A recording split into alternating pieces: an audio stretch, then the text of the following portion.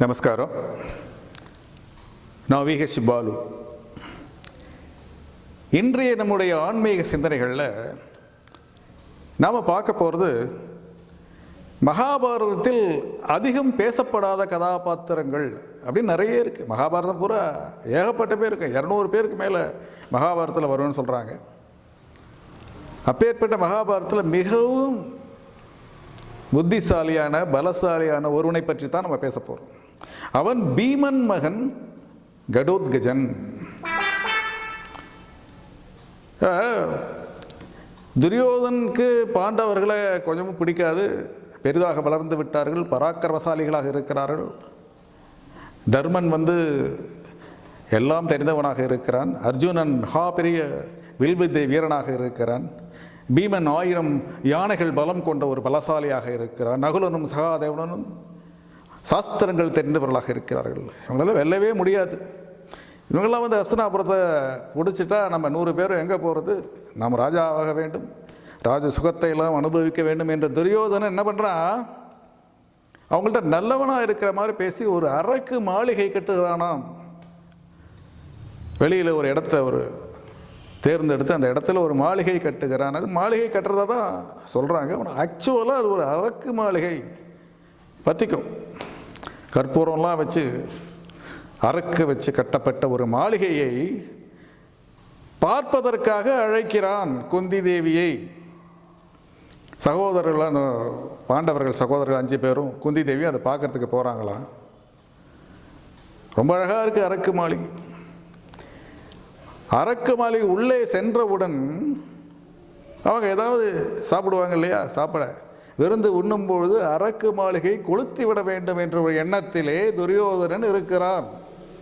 இல்லை, துரியோதனனில் சில நல்லவர்கள் இருப்பாங்க இல்லையா? அந்த 100 பேரில் விகர்ணன் ஒருத்தன் நல்லவனாக இருந்தான், மிக நல்லவன். விகர்ணன் அவங்க பிரதர் தான். இருந்தாலும் கடைசியில் கௌரவர்கள் பக்கம் சண்டையிட்டு இறந்து போனாலும் நல்லவனாகத்தான் வாழ்ந்தான். அதே மாதிரி துரியோதனன் சைடில் திருதராஷ்டிரன் தம்பி இருக்கா இல்லையா? திருதராஷ்டிரனுக்கு தம்பி பாண்டுவின் தம்பி, வேலைக்காரிக்கு பிறந்தது, இல்லாட்ட பணிப்பெண்ணுக்கு பிறந்ததுன்னு வச்சுக்கலாமே. திருதராஷ்டிரனுக்கும் விதுரன்,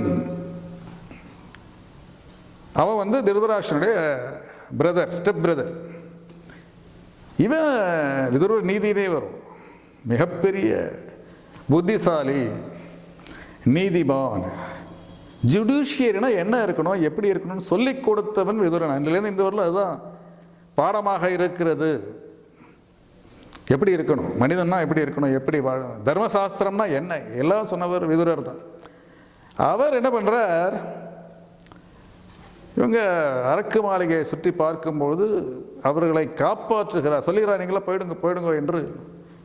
இது அரக்கு மாளிகை எரிய போகிறது என்று சொன்ன உடனே என்ன பண்ணுறாங்க பாண்டவர்களாம்? அவங்களே அதுக்கு தீ வச்சிடுறாங்க. அரக்கு மாளிகை பற்றி எரிகிறது. இவங்கெல்லாம் ஒரு சுரங்க பாதை வழியாக தப்பிச்சு வெளியில் போயிடுறாங்க. இது துரியோதனனுக்கு தெரியாது. அப்போ அங்கே இருந்த 4-5 பேர் செத்து போனவொன்னே இவங்கெல்லாம் பாண்டவர்கள் நினச்சி எல்லாம் ஒடிந்தது பாண்டவர்கள் கதை என்று முடிவுக்கு விட்டான் துரியோதனனால். இவங்கெல்லாம் தப்பிச்சு காடாக ஓடுகிறார்கள். என்ன இப்படி இருக்கான் பெரியப்பா பையன், இந்த மாதிரிலாம் நம்மளை சாகடிக்கிறானே என்று தப்பித்து ஓடுகிறார்கள். குந்தி தேவியும் அவனது குழந்தைகளும் 5 பேரும் காடு மலைகள் எல்லாம் கடந்து ஒரு அரக்கர் தேசத்துக்கு போய் சேருகிறார்கள். அந்த அரக்கர் தேசத்தை இடும்பன் என்று ஒருவன் ஆண்டு கொண்டிருக்கிறான்.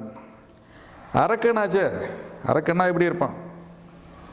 எல்லாவற்றிலையும் ஒரு பலம் பொருந்தியவன், அறிவு இல்லாதவனாக இருப்பான் இல்லையா? அவன் பீமனை பார்த்தவொடனே அவனுக்கு கோபம் வருது. அங்கே வந்துட்டாங்க இவங்க 5 பேரும் தங்கி இருக்கிறார்கள். அந்த இடத்த பார்க்குறான். யார் நீங்கள்? என்ன உடனே இவர்கள் பாண்டு தர்மசாஸ்திரம் பிரகாரம் சொன்ன உடனே அதெல்லாம் அவனுக்கு புரியாது. இந்த இடத்த விட்டு போயிடுங்க, காலி பண்ணுங்க வந்து முடியாது என்றவுடன் பீமனுக்கும் இடும்பனுக்கும் சண்டை வருகிறதா? பெரிய சண்டை நடக்கிறது.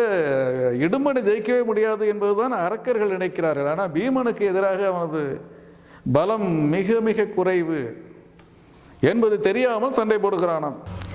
இந்த சண்டையை பார்த்து பீமன் பராக்கிரமத்தை பார்த்து அவன் மீது ஆசை கொள்ளுகிறாள் இடும்பன் சகோதரி இடும்பி.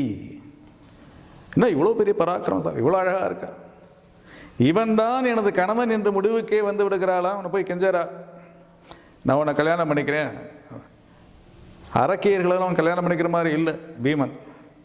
அவனுக்கு நிறைய வேலை இருக்குது. ஹஸ்தினாபுரம் செல்ல வேண்டும், குருக்ஷேத்திர யுத்தம் வரப்போகிறது, ஜெயிக்க வேண்டும், இதற்கெல்லாம் பிளான் பண்ணணும். அரக்கு மாளிகையிலேருந்து இப்போ தான் தப்பிச்சு வந்திருக்கோம், திருப்பி இவள்கிட்ட போய் மாட்டக்கூடாது என்று வேண்டாம் என்று சொல்கிறான். ஏன்னா அது வரலும் அந்த சகோதரர்கள் யாருக்குமே திருமணம் வேறு ஆகவில்லை. மூத்தவன் யுதிஷ்டன் இருக்கிறான், அவன் இருக்கும்போது நான் இப்படி பண்ணுறது, அவனுக்கே கல்யாணம் ஆகலையே அப்படின்னு அம்மாட்ட போய் கேட்குறானா. இவன் கூட கேட்கல, குந்தியை போய் இடும்பி போய் பார்த்து, உங்கள் மகனை நான் விரும்புகிறேன், பீமனை எனக்கு திருமணம் செய்து வையுங்கள் என்று கெஞ்சுகிறாளா அவள். அப்படியே குந்தி பார்த்தா, பரவாயில்ல அழகாக தான் இருக்க, அரக்கியாக இருந்தால் என்ன, நீயே பார்க்குறதுக்கு அரக்கர்களோ தலைவன் மாதிரி தானே இருக்கு, பரவாயில்ல பண்ணிக்கோ என்று அவள் சொல்லிடுறான். அம்மா சொல்லிவிட்டு அப்புறம் அதுக்கு மேலே என்ன இருக்குது. அவரெல்லாம் வந்து அம்மா சொன்னால் தாய் சொல்லை தட்டாதேன்னு அந்த காலத்திலே அதெல்லாம் ப்ரூவ் பண்ணவங்க தானே அவங்கெல்லாம். குந்தி தேவி என்ன சொன்னாலும் அவங்க கேட்பாங்க. அதனால தானே வந்து குந்தி வந்து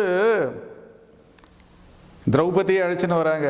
அர்ஜுனன் ஜெயிச்சுட்டு வரான், அர்ஜுனன் ஜெயிச்சுன்னு திரௌபதியை அழைச்சின்னு வரும்போது, அம்மா நான் என்ன கொண்டு வந்திருக்கேன் பாருங்கள் அப்படின்னு வாசல்லே அவளை திரௌபதியை காட்டாமல் அர்ஜுனன் சொல்லுகிறான். என்ன கொண்டு வந்தால் என்ன 5 பேரும் எடுத்துங்கன்னு சொல்லிட்டாவ குந்தி தேவி.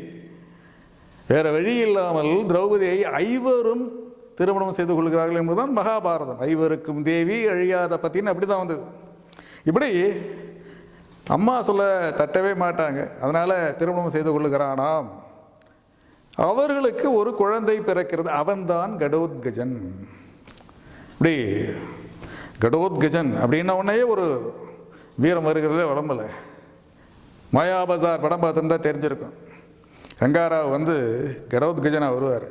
கல்யாண சமையல் சாதம், காய்கறிகளும் பிரமாதம், இந்த கௌரவ பிரசாதம் இதுவே எனக்கு போதும் அப்படி பார்க்கும்போது அப்படியே உடம்பெல்லாம் சிலிர்த்து, அது சாப்பாடெல்லாம் அப்படியே வாய்க்குள்ளே போகும். அவ்வளோ சாப்பிடுவான் கடோத்கஜன். அப்படியே ஒரு கடோத்கஜன் பிறக்கிறான் பீமனுக்கு. பிறந்த உடனே அம்மா சைஸுக்கு வளர்ந்துடுறான், சின்ன குழந்தையெல்லாம் இல்லை, எடுத்த உடனே பெருசாக வளர்ந்துடுறான் கடோத்கஜன். அதான் கடோத்கஜன். அப்புறம் தந்தைகிட்ட போய் கேட்டு, நான் உங்கள் யார் கண்ணுக்கும் தெரிய மாட்டேன், நான் மறைந்து விடுகிறேன், நீங்கள் எப்பொழுது நினைத்தாலும் அப்பொழுது வருவேன் என்று சொல்லிவிட்டு கடோத்கஜன் மறைந்து விடுகிறான். அந்த இடத்துல கடோத்கஜன் மறைஞ்சிடுறான் மகாபாரதத்தில். அதுக்கப்புறம் இவங்க போகிறது சண்டைகள் அதெல்லாம் தான் வரும். அதுக்கப்புறம் கடோத்கஜன் எங்கே வரான் அப்படின்னா பாரத போர் தான் வரும். அது ஊரில் அவனை பற்றி டீட்டெயில்ஸ் ஜாஸ்தியாக மகாபாரதத்தில் இல்லை. என்ன செய்கிறான், எங்கே போகிறான், எங்கே வருகிறான். அவனுக்கும் திருமணமாகிறது. அகிலாதேவி என்று ஒரு பெண்ணை மணக்கிறானாம் அவன். 3 குழந்தை இருக்குது அவனுக்கு. கடோத்கஜனுக்கு 3 குழந்தை இருக்குது.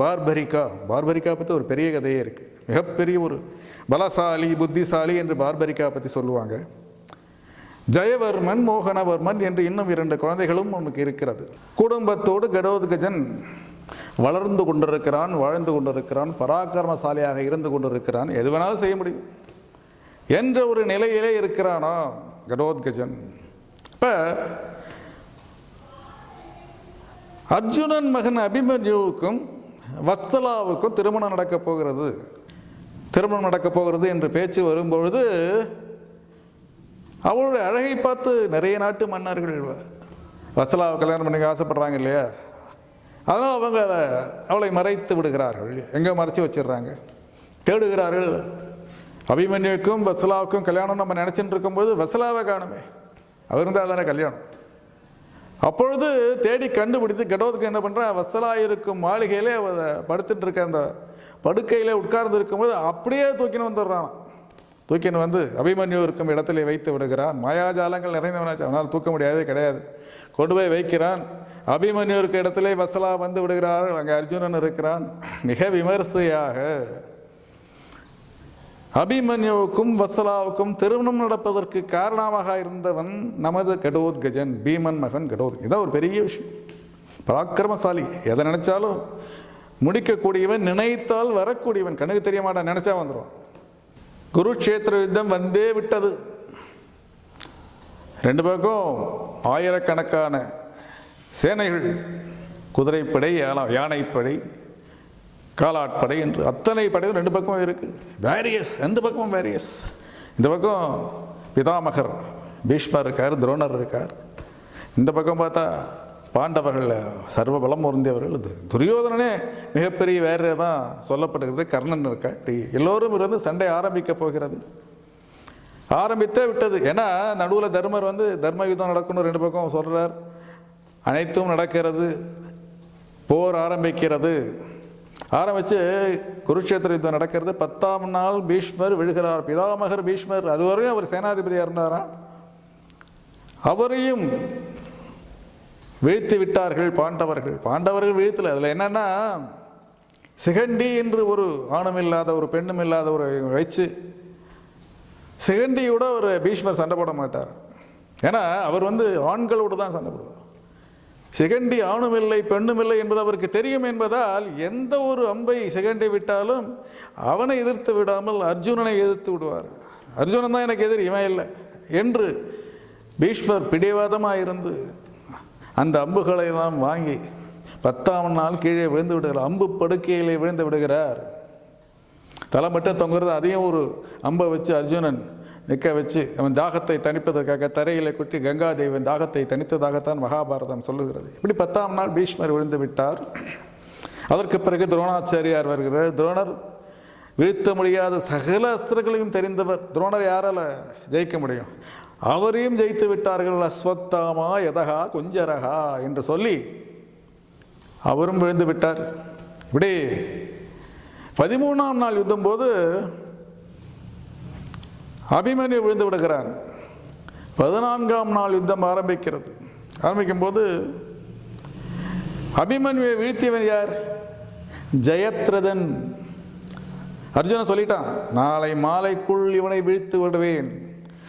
சூரிய அஸ்தமனத்துக்கு முன்னால் ஜெயத்ரதன் கொல்லப்பட வேண்டும் என்று ஒரு பிரதிட்சை அவன் எடுத்து விட்டதுனால அப்படியே சூரியன் வஸ்தத்துக்குள்ள ஜெயத்ரதன் கொல்லணும்னு அர்ஜுனன் அம்பலையெல்லாம் விடும்பொழுது அங்கே கிருஷ்ண பகவான் அஸ்தமனம் ஆயன மாதிரி ஒரு சூரியனை மறைத்து ஜெயத்ரதன் கொஞ்சம் ரெஸ்ட் எடுக்கிற மாதிரி தூக்கின உடனே அர்ஜுனா அம்பை விடு என்றவன் அவன் கழுத்தை வெட்டி ஜெயத்ரதனை இறந்து விடுகிறான். 14ஆம் நாள் யுத்தத்திலே ஜெயத்ரதன் மறைந்த பிறகுதான் அதர்ம யுத்தம் ஆரம்பிக்கிறது. ராத்திரி வேளையில் துரியோதனன் சொல்லிட்டான், ராத்திரியை சண்டை போடுங்க. ராத்திரி வேளையில் கடோத்கஜன் பலம் பெரிதாகும் என்பது அவனுக்கு தெரியல. மிகப்பெரிய பலத்தோடு சேனைகளை அழிக்கிறானாம். பார்க்கிறவனெல்லாம் அழிக்கிறான். பயப்படுற அளவுக்கு எல்லாரும் அப்படியே பயந்து நடுங்குகிறார்கள். கர்ணன் அப்படியே நடுங்குறான். துரியோதனன் நடுங்குகிறான். இவ்வளோ பெரிய படை வச்சிருக்கேன், என்னோட படையில் பாதி கூட பாண்டவர்கிட்ட இல்லை, ஆனால் இவன் எல்லாரையும் அழிச்சிருவோம் போல இருக்க என்று பயந்து விட்டானா. அப்போ அவனை அழிப்பதற்காக வாசவி அஸ்திரத்தை பிரயோகப்பட்ட சொல்லி அதையும் பிரயோகம் பண்ணி வீழ்ந்து விட்டான் கடோத்கஜன் என்று எல்லோரும் நினைத்து விட்டார்கள். கர்ணன் நினைத்து விட்டான், வாசவி அஸ்திரத்தை பிரயோகம் பண்ணிவிட்டேன், அர்ஜுனனுக்காக வைத்திருந்தது, அழிந்தான் கடோத்கஜன் என்று ஆர்ப்பரிக்கிறார்களா. துரியோதனனும் அப்படியே அழிந்தான் கடோத்கஜன் நினைக்கும் பொழுது கடோத்கஜன் அழிகின்ற நேரத்திலே சாகின்ற நேரத்திலே ஒரு மிகப்பெரிய ஒரு காரியத்தை பாண்டவர்களுக்காக செய்கிறான் என்பதுதான் மகாபாரதம். விஸ்வரூபம் எடுக்கிறான். உடம்பெல்லாம் பெருசாகுது. வானத்திற்கும் பூமிக்குமாக ஒரு விஸ்வரூபம் எடுக்கிறான். அவனால முடியும். அது மிகப்பெரிய அகலம், மிகப்பெரிய உயரம் என்று அந்த ஒரு போர்க்களம் பூராவையும் அவன் தனது உருவத்தினாலே அப்படியே கவர் பண்ணிடுறான். எல்லாரும் பார்த்து மலைத்து போகிறார்கள். ஐயோ, இவன் இறக்க போகிறான்னு நினச்சா விஸ்வரூபம் எடுத்து விட்டானே, என்ன செய்ய போகிறான்னு தெரியலன்னா அவன் இறக்கத்தான் போகிறான். இறக்கும்போது என்ன பண்ணுறான், மிக மிக பலம் பொருந்திய தனது உருவத்தை மிக மிக பெரிதாக்கி, அகலத்திலும் உயரத்திலும் பெரிதாக்கி அப்படியே கௌரவ பக்கம் போய் விழுந்துடும். வானமே இடிந்து விழுந்து விட்டது என்று எல்லோரும் பயப்படுகின்ற அளவுக்கு அப்படியே போய் விழறானா. கௌரவ சேனைகள் 1000 பேர்கள் அதில் அப்படியே நசுங்கி உயிரை விட்டு விடுகிறார்கள். கௌரவ சேனைகள் முக்கால்வாசி அதில் அழிந்து விட்டது. அவ்வளோதான், இதுக்கு மேலே அவளுக்கு ஜெயம் கிடையாது என்ற ஒரு நிலையை உருவாக்கியவன் கடோத்கஜன். தான் கடோத்கஜன் பெருமை.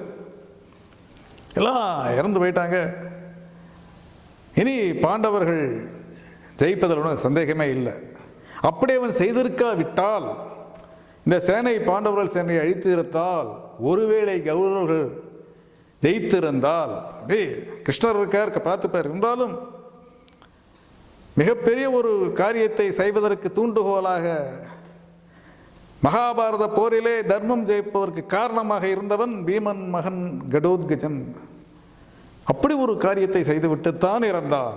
எல்லாரும் அதுக்கப்புறம் ஜெயிக்கிறது ரொம்ப சந்தேகம்னு கௌரவர்களுக்கு தெரிஞ்சு போச்சு. ஏன்னா படையே இல்லை. இப்படி ஒரு பராக்கிரமசாலியாக தர்மத்தை காப்பவனாக இருந்தவன் கடோத்கஜன் பீமன் மகன்.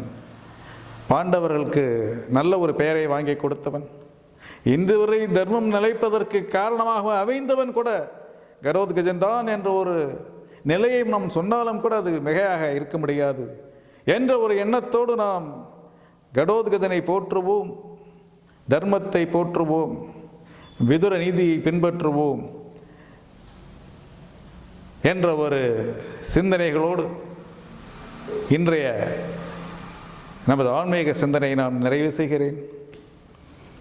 மீண்டும் ஒரு ஆன்மீக சிந்தனையோடு நாம் சந்திப்போம்.